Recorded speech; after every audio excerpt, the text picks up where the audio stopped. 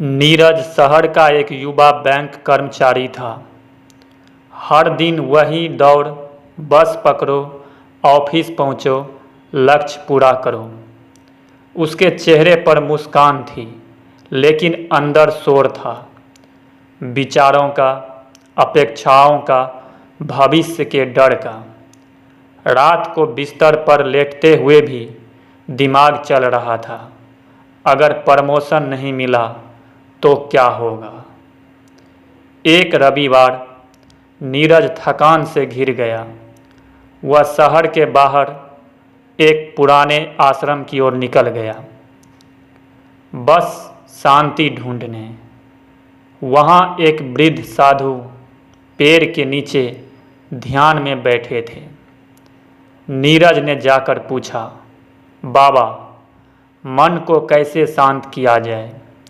ये भाग दौड़ कभी खत्म नहीं होती।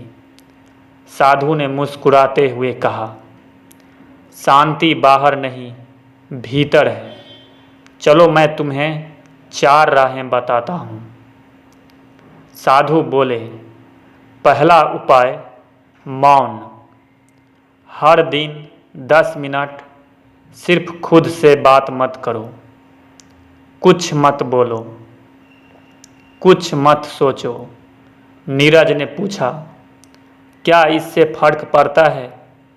साधु बोले, मौन में मन की गंदगी नीचे बैठ जाती है, जैसे तालाब का पानी शांत होने पर साफ दिखता है। नीरज ने अगले दिन कोशिश की।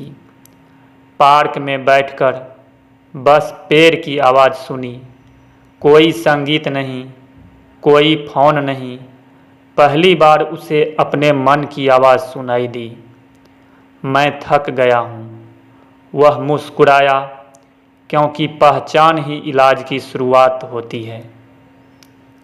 साधु ने कहा, दूसरा उपाय स्वीकृति। मन इसलिए चिल्लाता है क्योंकि हम उसे रोकते हैं। जो है उसे स्वीकारो। नीरज ने सोचा, हाँ, मैं हर चीज़ पर नियंत्रण रखता हूँ। दूसरों की राय, बॉस का रवैया, भविष्य का डर। उस दिन ऑफिस में उसने खुद से कहा, मैं पूरी कोशिश कर रहा हूँ, बाकी ईश्वर पर छोड़ता हूँ। शाम को घर लौटते हुए उसे हल्कापन महसूस हुआ, जैसे किसी ने मन का बोझ उतार दिया हो। साधु बोले, तीसरा उपाय प्रकृति में लौटो। मिट्टी में पैर रखो, हवा को महसूस करो, सूरज को देखो। नीरज ने छुट्टी के दिन खेतों की ओर चला गया। वह नंगे पांव घास पर चला, पक्षियों की आवाज़ सुनी और मिट्टी की खुशबू महसूस की। वह हंसा, कितनी देर से मैंने ये अनुभव नहीं किया था। उसे एहसास हुआ कि शांति महंगी नहीं, प्राकृतिक है। साधु ने कहा, चौथा उपाय धन्यवाद। हर दिन 3 चीज़ों के लिए आभार प्रकट करो। नीरज ने रात को लिखा, आज मैं जिंदा हूँ। माँ ने फ़ोन किया। ऑफिस में किसी ने मुस्कुराकर धन्यवाद कहा। लिखते लिखते उसकी आंखें भीग गई। उसे एहसास हुआ कि जीवन में बहुत कुछ अच्छा है, बस ध्यान भटक गया था। कुछ हफ्तों बाद नीरज ने ध्यान लगाना शुरू किया। शुरुआत में मन इधर उधर भागता रहा, पर धीरे धीरे विचार धीमे हुए। एक दिन उसे लगा कि वह अपने भीतर उतर गया है, जैसे एक शांत झील में खुद की परछाई देखी हो। वह मुस्कुराया, यही तो वो जगह थी जिसे मैं बाहर ढूंढ रहा था। नीरज फिर आश्रम गया। उसने झुककर कहा, बाबा, अब समझ गया हूँ, शांति खोजनी नहीं पड़ती, बस रोकना बंद करना पड़ता है। साधु मुस्कुराए, अब तू खुद गुरु है अपने मन का। नीरज लौट आया, पर उसका मन अब अलग था, हल्का, स्थिर, शांत।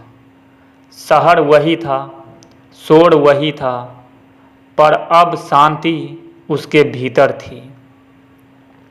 कुछ महीने बाद नीरज ने महसूस किया कि उसकी ज़िंदगी में कोई बड़ा बदलाव नहीं आया, पर वह खुद बदल गया।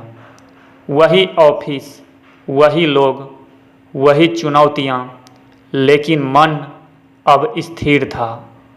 अब वह रोज़ 10 मिनट ध्यान करता, छोटी छोटी चीज़ों के लिए धन्यवाद देता और हफ्ते में एक दिन फ़ोन बंद रखता। शांति अब उसका मित्र बन गई थी। कभी कभी वह मुस्कुरा कर कहता, मन को शांत करने का उपाय यह नहीं कि सब कुछ बदलो, बल्कि यह समझो कि सब कुछ वैसा ही ठीक है जैसे होना चाहिए।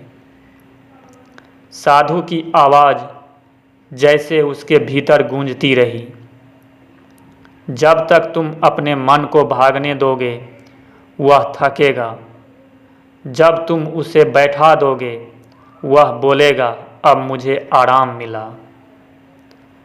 नीरज की कहानी हमें सिखाती है कि मन की शांति कोई दूर का पर्वत नहीं, बल्कि हमारे ही भीतर का एक बगीचा है।